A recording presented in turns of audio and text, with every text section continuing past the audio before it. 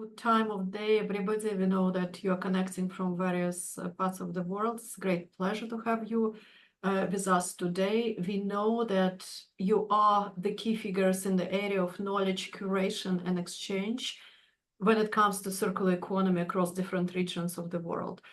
As many of you already know, Switch Asia has been at the forefront of promoting sustainable practices along the supply chains in Asia and across Asia and Europe since its inception in 2007. And it has been done through grant projects and through policy work on request of different governments and regional organizations.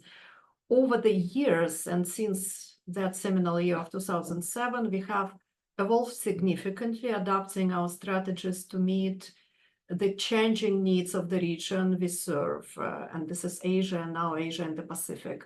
Our work has inspired various sustainable consumption and production practices through grant projects, and in the last years we have been increasingly focusing not only on sustainable consumption and production but also on the circular economy, also through our policy components. And it's been in light of also response to the EU Green Deal, but also on the trends and developments in the region. Switch Asia's mission extends beyond developing practices. We are already deeply invested in the communication and dissemination of knowledge related to the circular economy, and this is why we are keen and are partnering with the Global Green Growth Institute and Global Green Growth Knowledge Platform, partners for this webinar here today. And together we aim to facilitate knowledge development and communication strategies. They will advance the circular economy across different sectors and the regions. Our work in the area of circular economy also means that beyond discussing taxonomy, which is of course the primary focus today, we are eager to work closely with all of you on the content itself. And as we embark on this journey, we want to focus on what and how we communicate the circular economy. And it's essential to have the information meets end user requirements and that it is communicated effectively to all user groups. So let us take this opportunity to share, to learn, to collaborate, and thank you for being with us and look forward to active discussion.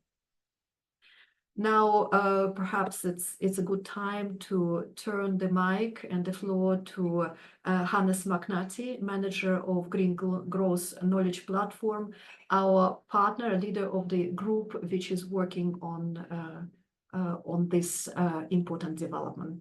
Hannes, over to you. Thank you very much, Zenaida, and welcome to everybody here. It's great to see so many people joining us today on what's a really interesting and quite challenging topic. So yes, I'm Hannes McNulty, and I'm with the Green Growth Knowledge Partnership. I have a focus on leading knowledge management and industry work within GGKP. For those that, many of you probably actually don't even know really what GGKP, the Green Growth Knowledge Partnership, does. And just to give you a quick explanation, we are essentially a knowledge broker for everything to do with the green and circular economy. What this means is we try to understand who is producing what knowledge on the green and circular economy and who needs this knowledge, and essentially match two together, really acting as a knowledge broker. And this is a very, very complicated task because obviously there's a huge amount of great work being done on the green and circular economy, and there are many, many, many different types of people out there, whether they are SMEs or policymakers, or farmers or NGOs. Everybody needs to be able to use and apply this knowledge. So it's quite a challenge to match all of this up. And as part of this work, and now with Switch Asia, this idea of developing a circular economy knowledge taxonomy, it'll be a big help to us going forward to be able to manage all of this green and circular economy knowledge more effectively, and to enable, one, a better exchange of experience between people working on the topic, as well as making knowledge more easily transferable between projects, between organizations, and making it more accessible. Now, we'll be explaining what a taxonomy is, how it's different from the EU taxonomy, etc., all through this workshop. So it's going to be a really interesting one, I think, today to discuss this with you. Above all else, we are looking for your feedback. We have some ideas of how we want to go about developing a very, very strong taxonomy to enable this, as I said, experience sharing and knowledge sharing, but we need your feedback. And you're going to learn a lot, I think, today. So looking forward to the discussion, and back to you, Tracy.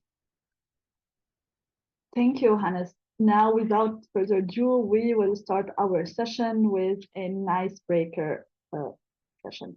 So I would like to ask you to go to menti.com and use this code to start the session, or you can scan the QR code on your phone, and I will give the floor to Axel to present the session. Thanks a lot, Tracy, and nice to meet you all. Nice to see as well familiar names within this meeting. I'm going to share my screen, so you got the instruction as well in the chat. As Tracy said, please join using this code at meti.com or by scanning the QR code on the slide. So let's start. I'll give you maybe just 30 seconds to be sure you are on the Menti, and I'm just sharing my screen as well. I hope everyone is on board. I've got 5 people here, more 6, more okay. I hope everyone is on board for starting this icebreaker. We would like to first start by asking what is the first notions that comes to your mind when you think about the circular economy knowledge platforms. So it's a cloud of words, so you are more than open to share your vision and your feedback about circular economy knowledge platforms. Really the first impression that you have in mind.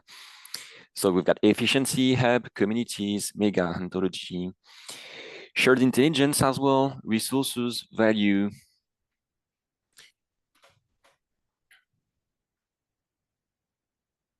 cacophony as well. Great to get as well, like if I could say like more nuanced and negative feedback as well. Knowledge network as well, tools, learning. Okay, we can see that we've got as well blah blah blah. Okay, some good and as well like less positive vibes as well. But the key, if I can see here from the screen, so the key word that we've got is sharing, of course, but we've got as well interconnections with different notions, and this is exactly what we will discuss today. Thanks for the feedback on these first open questions. I would like next to go more on another questions more about the significant gap in current circular economy knowledge platforms. So you get different answers. You need to click on one. So it could be like lack of real-world case studies, limited user interactions, difficulties in finding relevant content, or lack of connectivity between platforms. Please share your feedback on these really relevant questions to start the discussion with everyone today. So the main answer for now is to get like is to lack of connectivity between platforms, which is exactly one of the crucial points of the discussion in this project as well. Okay, so it's definitely where we've got the most answer. It's really the lack of connectivity between platforms. Thanks a lot. The next one. So what do you see as the greatest challenge in sharing circular economy knowledge to your target audience? Is it like inconsistent terminology and concepts? Is it lack of understanding of the target's audience need, or really the gaps in sector-specific knowledge? It's really as well linked with the feedback you've mentioned during the first questions, the open questions, like to really be sure like we are consistent in terms of content, in terms of sharing, and as well in terms of get a better idea about the challenges that we are facing on. So, okay, we've got a different split here. There is not like one single answer with a lot of feedback. So we've got mainly a lack of understanding of the target's audience need, which is a crucial point as well that we will discuss during this session. Thanks for your feedback. Another question, how can knowledge platforms be more inclusive to meet the diverse needs of circular economy to your target audience? Is it multilingual resources? Is it like tailored content for different sectors? Is it as well easy to navigate interfaces? or is it to get like regular feedback mechanism within the platforms? Please click on the relevant answers according to your opinion.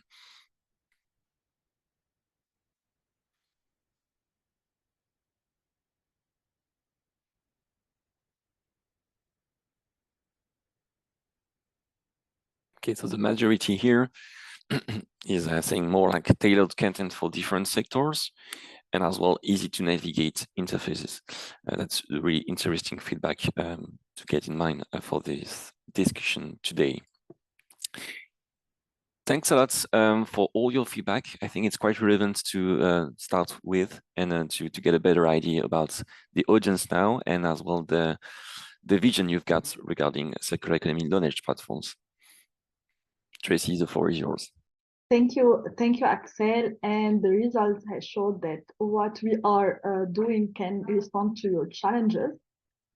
So now I would like to ask Sarah to present. Thank you so much, Tracy. Good morning, good afternoon, dear colleagues. I'm so happy to see you all here today from different geographical locations. I'm Sarah Gabbai, communication expert at the Switch Asia program, but I'm also coordinating these projects together with the GGKP team. Before we jump into a very short introduction of what this project is all about, I think you should also understand a little bit more how we came to conceptualize this initiative. I really would like to put here some emphasis on the fact that in this digital age, it is not only important to make information and knowledge widely available, but also truly accessible in every sense. And many people actually really confuse also these terms or use them interchangeably. This means that this means really that we should create knowledge, you as knowledge hubs as well, that people not only can access, but also can understand and ultimately use effectively. And this in a democratic society implies that this should happen beyond our economic situation, beyond our language divide, physical abilities, literacy levels, and the geographic locations. Unfortunately, I do think that we are not there yet. And that's why our project is also one of the contributions to these issues when it comes to knowledge. So accessible knowledge in this broader sense of understanding matters. It matters because it really helps empower individuals, businesses, policymakers, you name it, to make more informed decisions, whether these decisions can concern their personal health, their economic well-being, or maybe even if a business wants to choose to walk a more sustainable path, that knowledge on, for example, sustainable consumption practices and how they can switch towards these practices will maybe contribute towards the switch. So we do think that knowledge alone without practice brings us not too far. And therefore, one of the biggest aims of this project is really to link better knowledge with practice. And through this practice, through this access to the right knowledge, we hope that stakeholders will also be able to develop new skills, pursue new opportunities, and ultimately drive economic growth more sustainably, because that's where we are all invested in our work. So again, what we witness now when we talk about circular economy knowledge, access and use is really not too much a digital access problem concerning those users that often look for resources and services in your knowledge platforms, but it's more an information divide. As we saw also in the icebreaker session, there is a lack of communication between existing platforms that are continuously sprouting at the speed of light, everywhere in the world. So the knowledge might be there. People might have digital access to it, but why isn't the right knowledge reaching those who would benefit the most from it and would ultimately take action on that? So maybe next slide. we launched this project, personally, I think, to really try to close or narrow some of these gaps. And to do so, we are aiming, our teams have joined forces to really try to develop shared, what Hannes has called circular economy knowledge taxonomy, and he will explain a bit more the definition of this terminology, by involving regional and global circular economy knowledge platforms who are already doing the work, both of the circular economy practitioners and the knowledge management experts. And through this project, we are analyzing their existing infrastructures, their existing website, their existing digital libraries, and we're trying to understand what is working and what could work better. So maybe I will give the floor to Django, our senior knowledge management expert from the Green Growth Knowledge Partnership, and we can skip to the next slide. And Django can perhaps explain a little bit better how the work we're doing at the intersection of knowledge, practice, circular economy practitioners, and knowledge management experts would look like in practice. Django, the floor is to you. Thank you.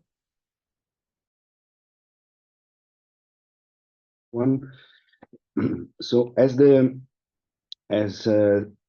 Sarah introduced, we are facing an incredibly complex challenge here, and the challenge is related to the complexity of circular economy as a concept itself, and which substantially requires a language to define as much as possible the products that are associated with the knowledge we want to offer to target audiences. So the focus here that I want to put is how can we harmonize the complex domain of circular economy products across multiple platforms in a way that can help us connect to each other and can help to connect relevant knowledge products in the circular economy domain with relevant target audience that are interested in them. So this is our approach, is to work on a workflow that will integrate and harmonize what we call the knowledge, circular economy knowledge taxonomy. So a taxonomy that is focused in classifying knowledge products, as also Hannes very clearly defined into the chat, supported by the use of machine learning to automatically classify them and interconnect across multiple libraries, connect these libraries together with a centralized API, application program interface, that will give to each and every platform the chance to pull and push content that is relevant across each other. And finally, the introduction of artificial intelligence, not as a savior of the world in everything, but with a very specific tailored focus. AI as a tool to interact with different target audience using a different domain-specific language, meaning producing results for a policymaker that will eventually be adapted to a policymaker language, and producing results for a young person engaged into transforming the world that will adapt its language to them. And I pass the floor again to Sarah to follow up on this. Thank you, Django. And we can go to the next slide. I just wanted to spotlight that the embracing of the knowledge taxonomy is open to anyone who's interested in uptaking some or the full aspect of this once it will be created. But we have 5 platforms with whom we are kicking off the initiative. And these are the European Circular Economy Stakeholder Platform, the ASEAN Circular Economy Stakeholder Platform, the Coalition in the Latin America and the Caribbean, the Central Asia Climate Information Portal implemented by CAREC, who also will include more circular economy contents within the portal, and the African Circular Economy Network. This is just a pilot. We will have in-depth focus group discussions with these platforms to understand how they understand the circular economy, what are their perspectives, and also how these are being reflected in how they really manage all this vast knowledge that they are uploading into their portals. So again, there is really an interlinkage between the understanding of circular economy perspectives and principles that are uptaken cross-regionally, and also the management behavior of this knowledge and whether it's reaching effectively the targeted audiences or end users of these platforms.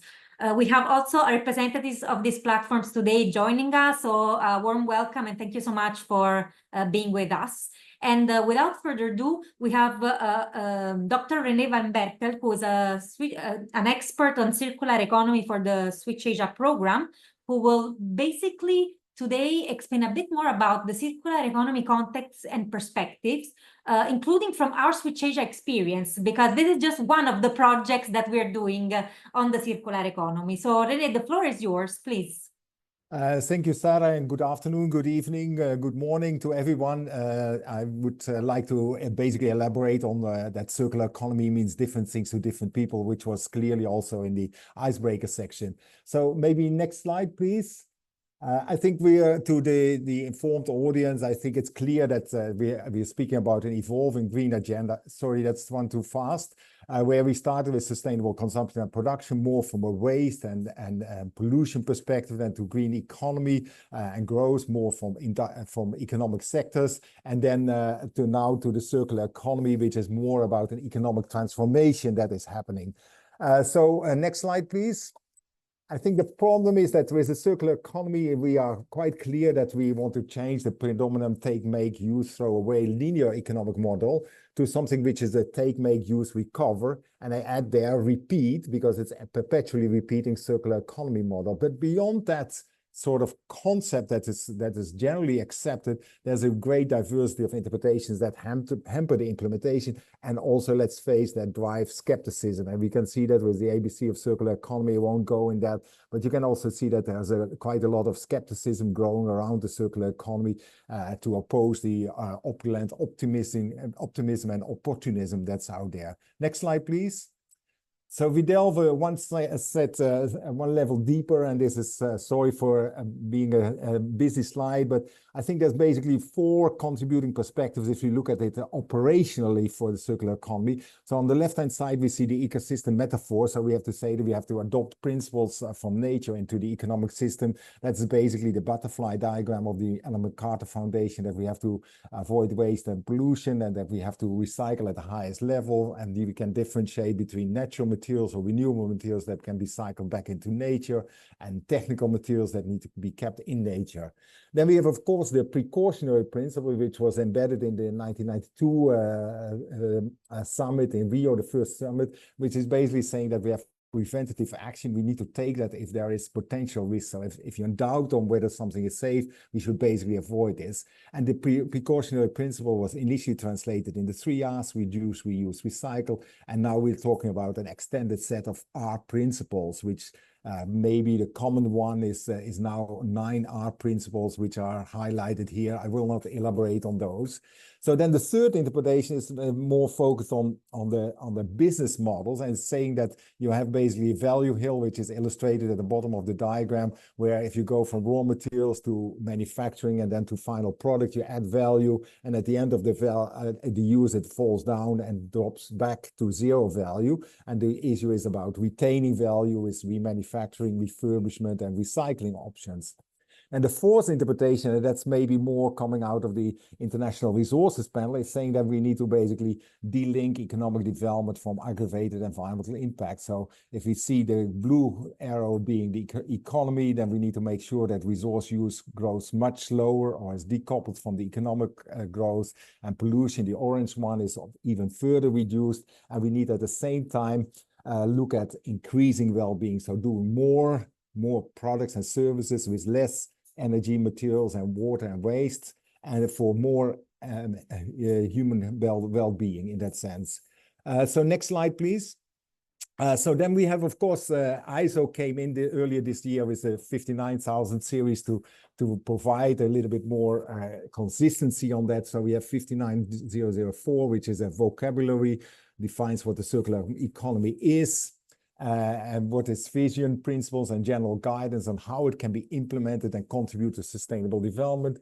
Then we have a 59010, which is guidance on transition of business models and value networks. So that provides more guidance of how businesses could implement circular economy. And 59020 is then on measuring and assessing performance. So how can you strictly confirm how much circularity is done there? And we have the new one, which just came out a couple of days ago, which is really dealing then with the transparency and the sustainability of recycled or secondary materials.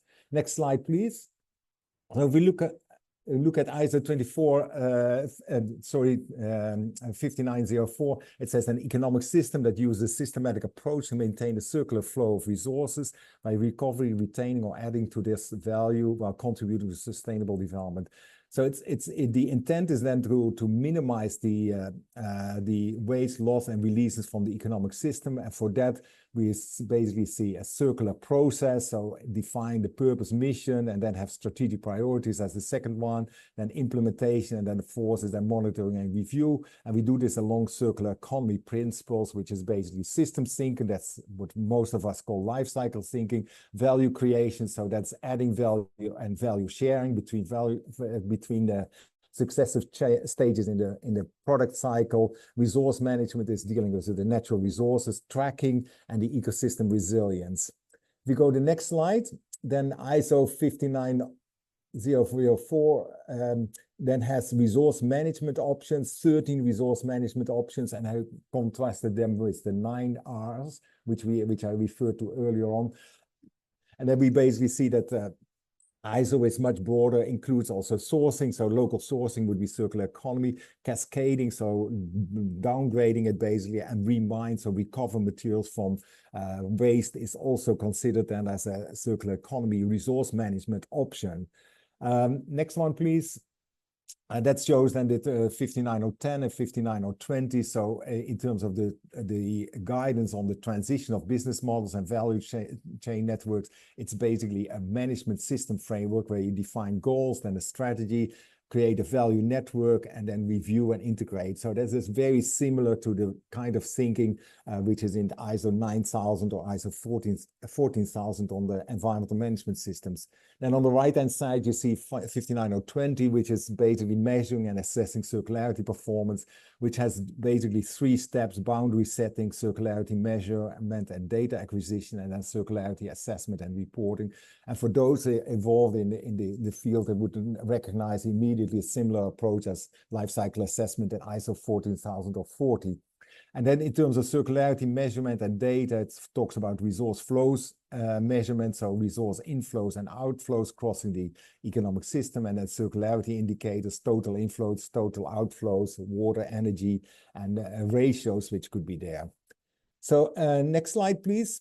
I think that overall it is useful to think of the circular economy more as a systems perspective on the inflow of resources and the outflows of waste from the economy and their impacts on the state of the planet. So we have resources coming into economy and society, resources, materials, energy, water, but also land and nature coming into the economy and being discharged as waste or wastewater pollution and degraded lands. And these impacted resources and waste have then a planetary impact, which is basically then now what we're talking about: triple planetary crisis, climate change, loss of nature, accumulation of pollution and waste. And they all rooted into, have as a common root source, the increased use of natural resources. So it's then aimed to bring inflows and net outflows as close as possible to zero. Next slide, please. So that brings us to what Switch Asia is looking a little bit at as an operational perspective, and say that basically circular economy is innovation, the red box in products as services, there's a blue box that circulate their natural resources and are scaled by enablers. I think the green one I have highlighted, so natural resources actions are then at at the center stage. And then we can improve the sustainable management of natural resources by doing circularity, that is basically closing material cycles, by efficiency, so using everything more efficiently, so we use less materials for the same product or service value. And then substitution, that is changing the whole economy to renewables. And that is through innovation, but innovation is not just research and development, it's also system thinking, design thinking, entrepreneurship, and then it could be along the life cycle of products and services, and then enabled is the policy, lifestyles, markets, and appropriate financing. Next slide, please. And so if you take this approach, and I will not elaborate too much on this, but then we basically get an open-ended innovation space where you see as the horizontal bars, you basically get this 3 resource strategies of circularity, efficiency, and substitution. And then on the columns are basically then the different phases in the circular product value chain, where you could see you can do something in the development of products, in operations, in use, end-of-life collection, and to return. And then for each of them, you have a number of actions. So we are not necessarily talking about re-engineering the 9R strategies, but really reinventing production and consumption systems. Next slide, please. So if you look a little bit at the status quo, there is a lot of definitional uncertainty about the circular economy, and this exists, and we have to just face with it. And this is not unlikely to be resolved anytime soon. So people will have different interpretations, but this does not justify to postpone business and policy action. And because the precautionary principles should prevail, and we have real-time business opportunities for business and for society as well. So we can then sort of think that the operational clarity is there on the circular economy, so it's transformative change in use of natural resources, and it's net zero. So next slide would then be my last one. So then if I sum up, then we can say circular economy, many different things. But I think that we need to focus on what's in the middle, the yes. So it's about sustainable management of all natural resources, materials, energy, water, land. And it's about an economic transformation, so doing things differently in the economy as a whole. It is not necessarily most useful to think about it as a recycling economy. In the circular economy, recycling might be the last resort, so we should not just focus on recycle. It is definitely not just sustainable waste management or environment and waste policy. We can see on the right-hand side, it would of course also then add to a responsible business strategy and innovation strategy. And as the Pact for the Future, which was agreed 3 weeks ago in New York, it is now recognized that circular economy is a pathway for delivering sustainable development, particularly SDG 12 and the related other SDGs. So with that, I think I hand over to Hannes. The floor is yours. For my input. Thank you very much, Renee. And I think this has been actually very interesting because one of the things is it puts into context the simplicity and complexity, if I can put the 2 words side by side, of circular economy. I mean, what circular economy is trying to achieve is a kind of a simple concept, but there's so much to it that it makes it quite a complex topic to deal with.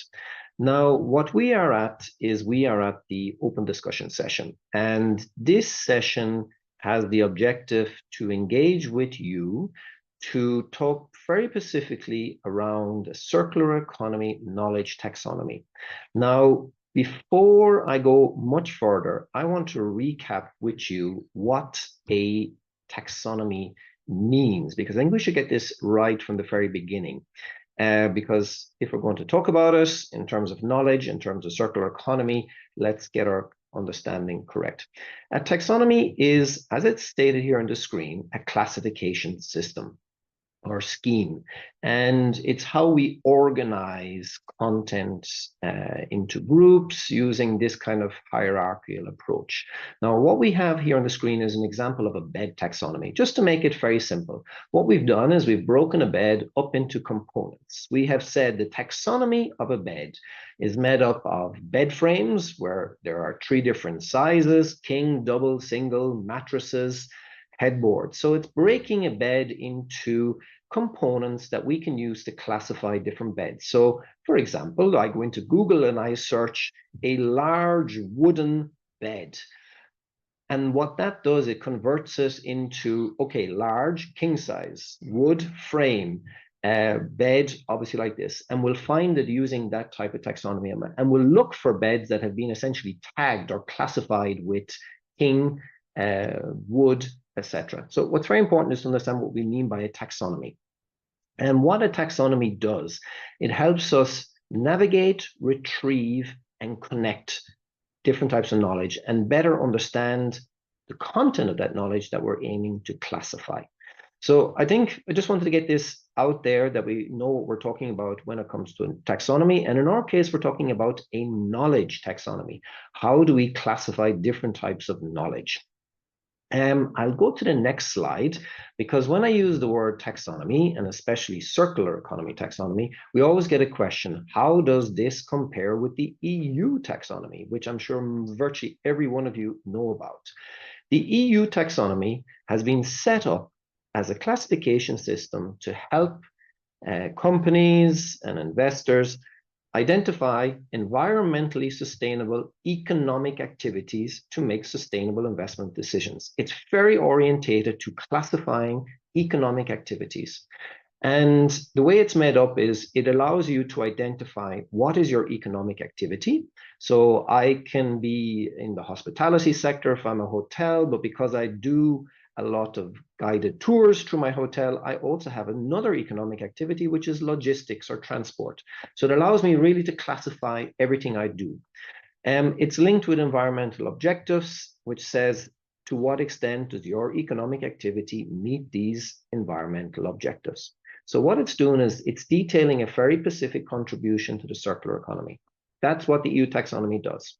Now, when we talk about a circular economy knowledge taxonomy, this is about knowledge products and about information related to the circular economy. To give you an idea, I am a company and I have identified myself as active in the hospitality sector. I have seen that my contribution towards, let's say, water management is very poor. I want to find knowledge that will help me improve the way my hotel uses and reduces water consumption. And I want to find guides, I want to find case studies on this to help me. That is why I need a knowledge taxonomy. I need to be able to say, I need a technical guide for hotels that will help me manage my water better. And that's the knowledge taxonomy that will help me find the knowledge I need to connect with my economic activity and environmental objective identified through the EU taxonomy. So again, it's a way to find specific information on all aspects of the circular economy. So it's a very important add-on to the EU taxonomy. So I hope that makes sense. And I'm sure there's loads of questions around this, but it's important to go through this first to explain why we need a circular economy knowledge taxonomy and how it compares to the everyday use. So